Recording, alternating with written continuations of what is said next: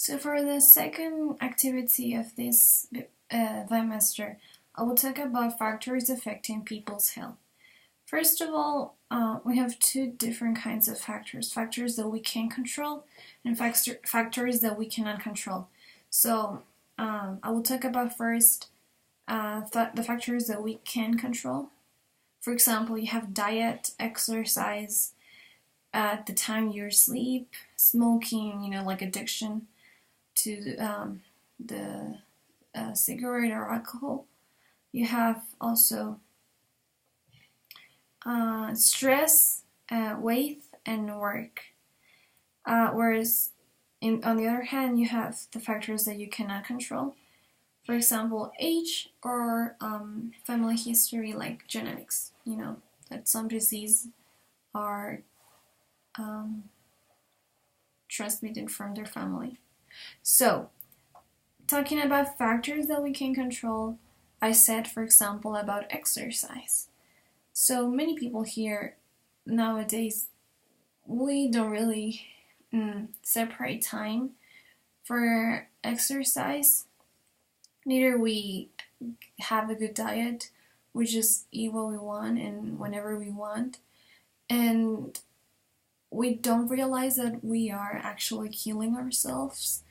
So we should really, really, really, really be careful with that, because if we don't exercise regularly, at least like 30 minutes a day, we are really affecting our health. And another one that I think that it's very important for us to control is the sleeping amount that we have each night. As a young woman, I will say, I have realized that sometimes, because I think I'm young, I think that I don't need to sleep as much as my mom or my dad says me to sleep. But then the next morning, I just don't wake up with energy. I just cannot do my best at work. And it's all because I am sometimes on my laptop, on my computer, like sometimes I'm wasting my time, because internet just takes you a lot of time. So I have something that itches me here. So I really think that the sleeping amount that we have each night should be really, really be we should really be aware of how much sleeping we are having each night. It really affects our mood the next morning, our energy level, our healthy. We might get a flu if we don't sleep well. So we should be aware of that.